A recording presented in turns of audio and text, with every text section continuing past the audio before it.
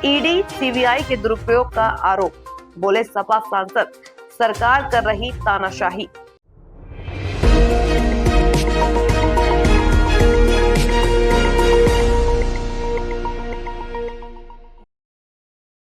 सपा सांसद रामजीलाल सुमन का सरकार पर हमला, बोले देश में अघोषित आपातकाल। समाजवादी पार्टी के राज्यसभा सांसद रामजीलाल सुमन ने केंद्र सरकार पर गंभीर आरोप लगाते हुए कहा कि संसद में सत्ता पक्ष द्वारा पेश किया गया 130वां संविधान संशोधन विधेयक सीधे तौर पर विपक्षी नेताओं को निशाना बनाने के लिए लाया गया है। सुमन ने कहा कि अब तक ईडी और सीबीआई का दुरुपयोग कर विपक्ष के नेताओं पर झूठे मुकदमे दर्ज कराए गए हैं और अब इस विधेयक के जरिए विपक्षी नेताओं व यहाँ तक कि मुख्यमंत्रियों तक को परेशान करने का रास्ता खोला जा रहा है। उनके मुताबिक सरकार केवल विपक्ष को कमजोर और डराने की कोशिश कर रही है। उन्होंने आरोप लगाया कि मौजूदा हालत आपातकाल जैसी स्थिति का अभ्यास कराते हैं।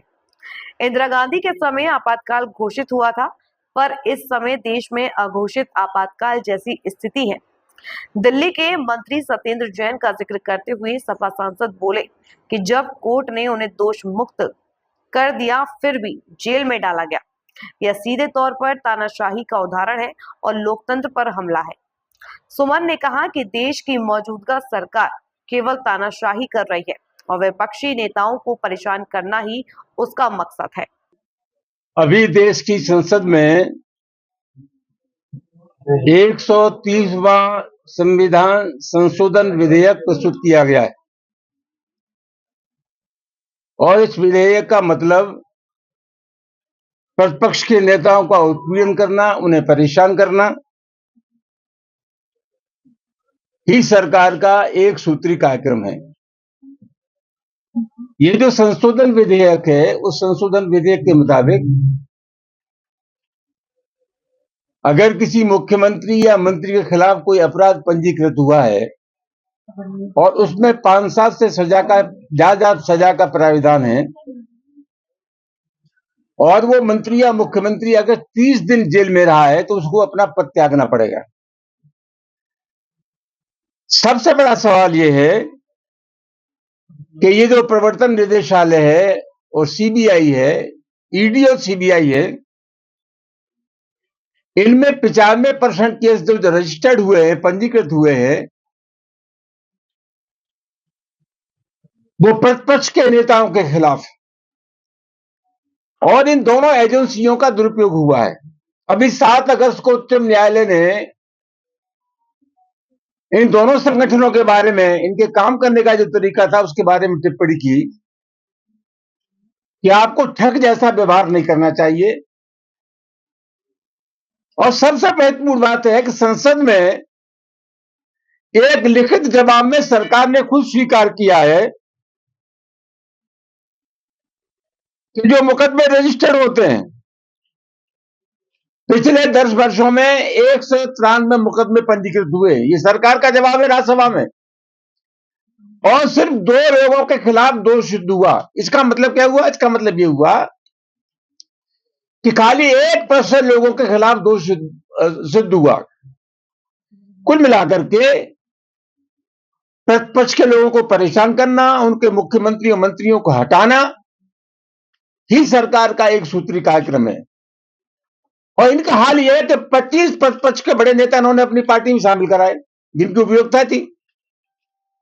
23 के खिलाफ जो आपराधिक मामले चल रहे थे वो ठंडे बस्ते में डाल दिए। कुल मिलाकर के ये तानाशाही कानून है और इस तानाशाही कानून की जितना आलोचना की जाए कम है। देश की जनता से मैं आग्रह करना चाहूंगा कि ये जनविरोधी जो कानून है, हिटलरशाही कानून है, पूरे देश के लोगों को एक स्वर से इस कानून का विरोध करना चाहिए। अपराध तय होने का मतलब अपराध किया या नहीं किया है इसको अदालत तय करेगी। किसी के खिलाफ मुकदमा पंजीकृत हो जाए और आपने सजा दे दी और कोर्ट ने बहाल कर दिया। सत्येंद्र जैन 1.5 साल है जेल में और 4 साल बाद सीबीआई ने क्लोजर रिपोर्ट दे दी कि इनके खिलाफ कोई गुनाह बनता ही नहीं है। यही तो रोना है। किसी के खिलाफ आप जो चाहे मुकदमा लिखा देंगे। अरे कोई गुनहगार है कि नहीं इसका फैसला आप करने वाले कौन होते हैं? ऐलान कर रहे हैं। कौन फैसला करेगा? वो ऐलान कर रहे हैं बिहार से कि अगर मैं भी हूँ, अगर दोष सिद्ध होता हूँ तो मैं भी जेल आने को तैयार हूँ। विपक्ष क्यों डरा हुआ? ऐसा है, ये जो बात कर रहे हैं इन बातों का कोई अर्थ नहीं है। प्रधानमंत्री को यद्यप शामिल किया गया ये दिखाने के लिए किसने प्रधानमंत्री शामिल है, प्रधानमंत्री के खिलाफ कौन कार्रवाई कर रहा है?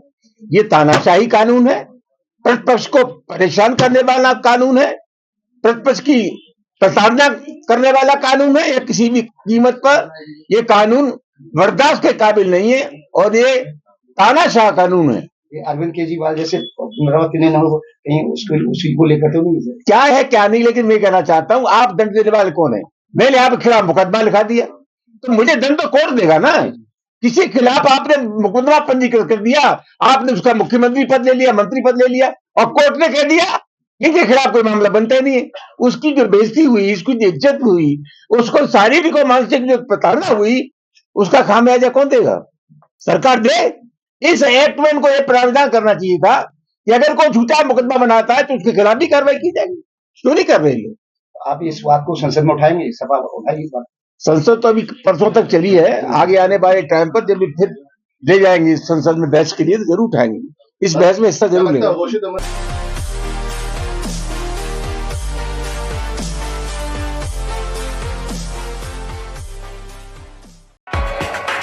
देश दुनिया की बड़ी खबर, हर मुद्दे पर रहेगी पैनी नजर। जनहित से जुड़ी दिखाएंगे आपको हर खबर।